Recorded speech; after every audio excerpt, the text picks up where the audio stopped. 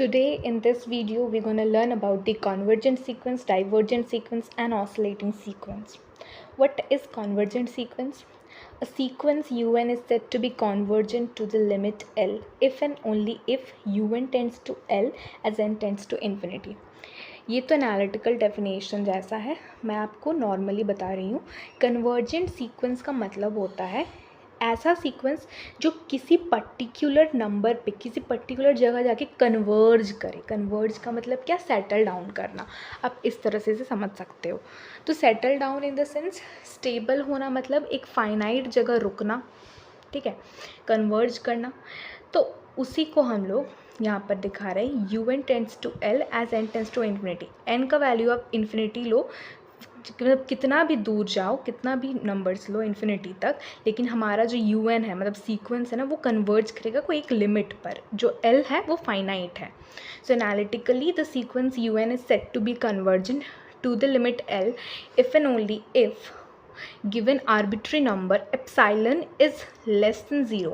So there exists a positive number m such that ये जो expression देख रहे हैं आप, this is very important, un minus L is less than epsilon. Okay, means this is very small number. epsilon खुद में small है, मतलब epsilon 0 से बड़ा है, 0 से छोटा नहीं होगा, नेगेटिव नहीं होगा, 0 से बड़ा होगा, लेकिन एप्सिलॉन बहुत छोटा चीज़ है. ये हमारा पूरा टर्म जो है ना, this is less than epsilon. Okay, so let's solve some questions of convergent sequence. If I am giving you a sequence 1/n, I want you to find that whether it is convergent or not. Okay, so if it is convergent, then what is its limit point basically? Okay, so I have given you the basic knowledge, the conceptual knowledge of limit point. All right, so 1/n, if we put the value 1, it will give me 1. If we put the value 2, it will give me 1/2, 1/3. The sequence is getting smaller and smaller. It will going to approach to 0. Okay, so we are it is getting converged in a point, in a fixed point, that is 0. So 0 is my limit point. Okay, limit point is 0. All right, now let's take second question. Second question is 1 plus minus 1 to the power n upon n. All right, so if we take even terms here, we will get negative sign vanished, and if we get if we take odd number here, we will get negative sign present. Okay, so here when we give one value, we are getting 1 plus, this is 1, then it is minus 1, so it is 0. First term is 0, second term 2, this is also 2, so 1 plus 1/2, that is 3/2. Okay, if we give 3, this is 1 minus 1/3, which is 2/3. All right, now if we give the value 4, we will get 1 plus 1/4, that is, this is 5/4. now इसे अभी decimal में change करने पर हमको मिल रहा है 1.5. okay, this is going to be 1 minus 0.3, so 0.7. this is 1 plus 0, oh, there is a little bit of mistake. नहीं, कोई मिस्टेक नहीं है, this is 0.2, so 0.2 plus 1.2. all right, now 1 plus 1 minus 1/5, that is 0.2, this is going to be 0.8. if you notice the pattern, if you notice the sequence, what we are getting, we are having 0, then 1 point. If you draw this on a number line, 0, then 1.5, suppose here it is 1.5, then 0.7, something here in 0.7, then 1.2, again here is 1.2, then 0.8, 0.8, here it is 0.8. सो ऐसे करते करते अब देखिए ये वाला जो इस तरफ है ना, जितने आप इवन टर्म्स लोगे वो और छोटा होते जाएगा करते करते ये 0 पर आएगा, और जितना भी आप ऑड टर्म्स होगे वो 0.7, 0.8, 0.9 करते करते 0 पर आने की कोशिश करेगा. They all will try to approach towards 0. So our sorry 0 नहीं 1, because ये सब तो 0 से बड़ा है. Yes, तो they all are trying to approach towards 1. So here we can see that limit point is 1 and it is convergent to 1. Okay, so yes, it has a limit point. Limit point is 1 and it is convergent. Okay, let's take one more example. Suppose let's take some -1 to the power, this -1 upon n. So as we give the value of the natural number, we will keep on going. Like first if we give, and this -1, it's -2, -3. Okay, till what? We'll go to, we will go to 0. We will approach to 0. So in this case also we are having limit point as 0, and this is also convergent. Okay, this is CGT. This is this full form, this is short form of convergent, that is CGT. All right, next move on to divergent sequence. I hope you guys have clear understanding in convergent sequence. Okay, before I give you the concept of divergent sequence, I want to tell you that if the sequence is monotone and bounded, so till now we know what is monotone sequence and what is bounded sequence. So if our sequence is both monotone and bounded, then it is said to be as a convergent. Okay, if our sequence has a unique limit point and it is bounded, then we can say our sequence is convergent. So keep this in mind always. Now let's move on to the divergent sequence. Okay, if corresponding to any positive number that we may choose, no matter how great, there is a positive integer n such that un is always greater than this.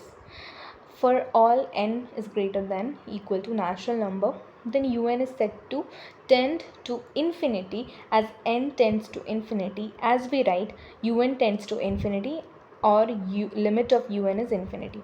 इतना कुछ नहीं जानना है, आप simply इतना जानो, अगर sequence को हम लिमिट इन्फिनिटी लगाते हैं और सीक्वेंस हमारा फिक्स्ड ना आए, फाइनाइट ना आके इन्फिनिटी आए, इसका मतलब हमारा वो सीक्वेंस डाइवर्जेंट है. ठीक है, इसका मतलब यही होता है.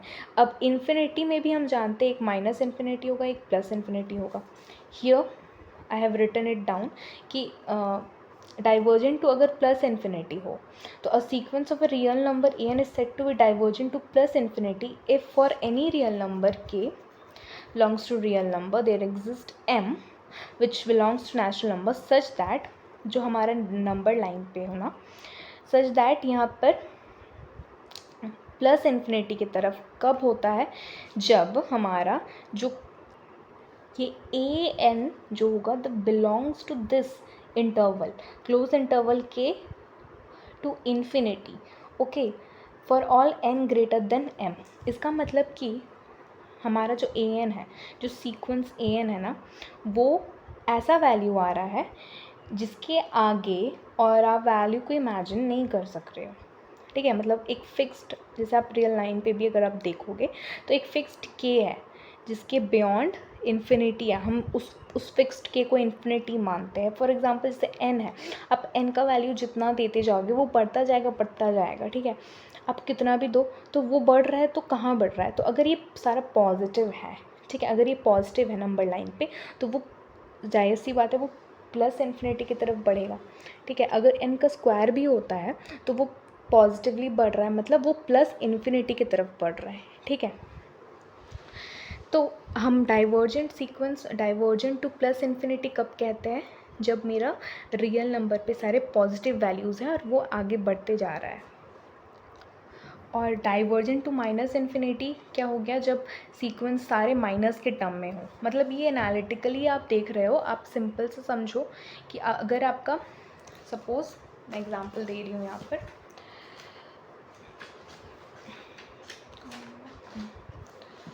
Here it is,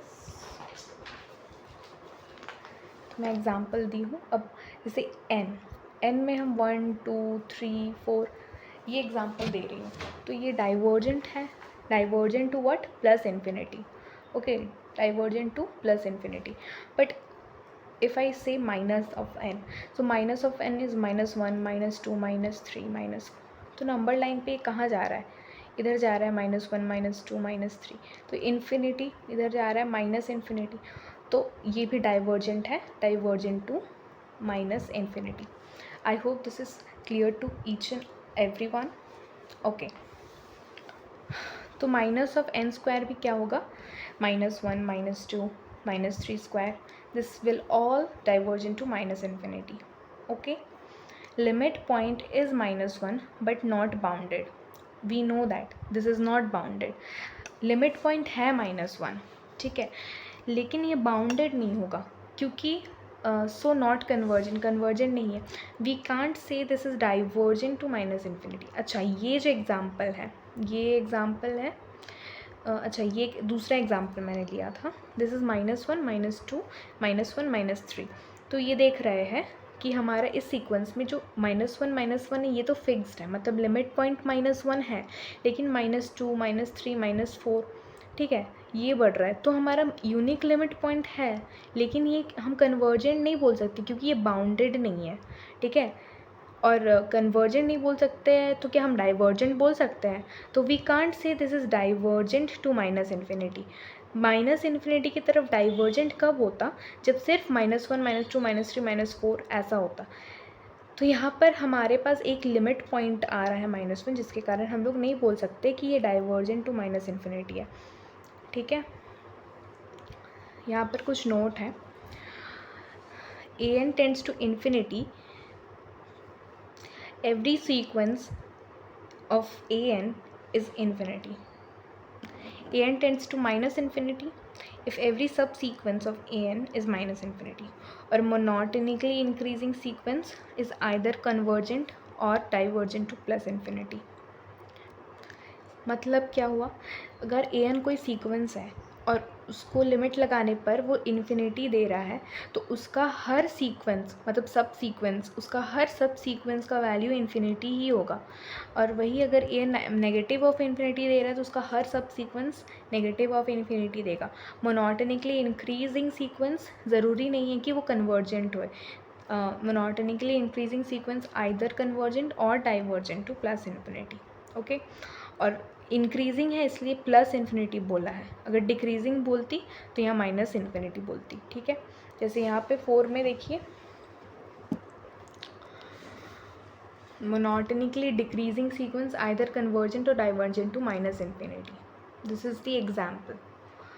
monotone sequence is either convergent और divergent, this sequence is divergent to plus infinity, so this implies both side that minus of an is divergent to minus infinity। अगर कोई सीक्वेंस, जैसे मैंने आपको कहा n अगर divergent to plus infinity है तो माइनस ऑफ n जो होगा वो डाइवर्जेंट टू माइनस इन्फिनिटी होगा।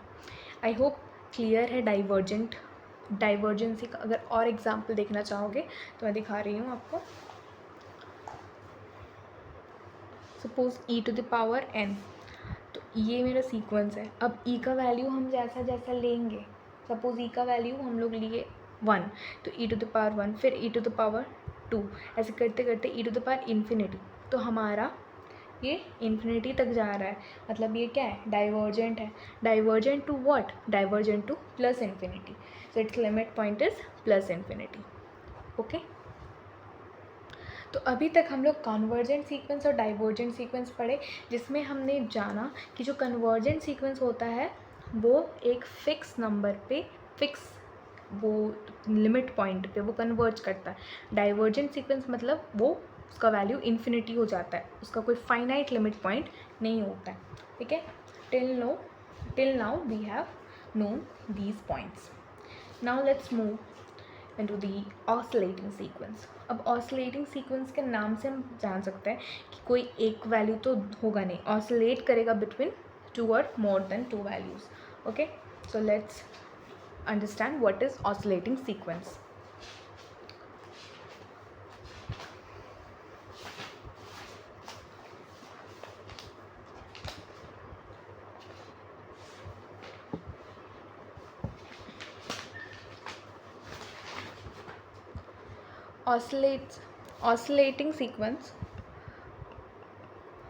Oscillating sequence are neither divergent nor convergent. अब बुकिश मैं देखती हूँ. If un neither tends to finite limit not to plus infinity not to minus infinity, it is said to be oscillate, and the sequence un is said to be oscillatory. If un oscillates and a positive number, this is any positive number, can be found such that every positive number n is less than this positive number, then un is said to be oscillate finitely. How? Let's take example.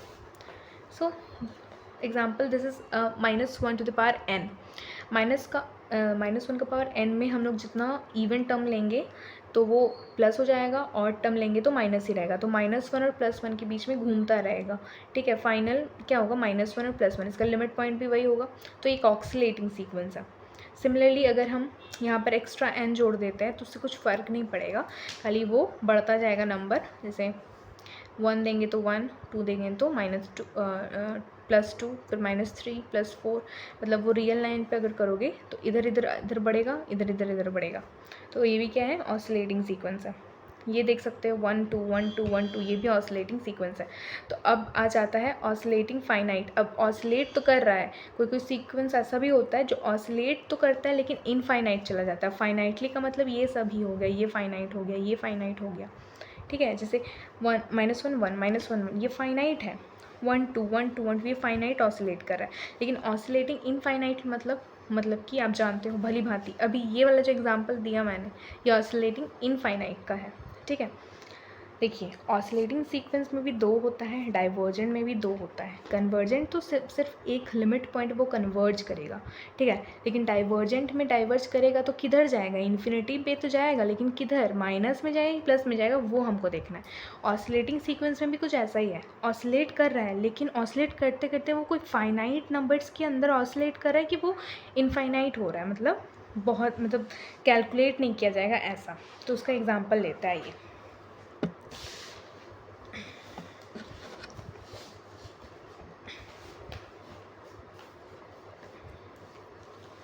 Suppose -1 to the power n this. Okay, जैसे कि हम 1 इसका value 1 देते हैं तो हमारे पास क्या आता है, -1.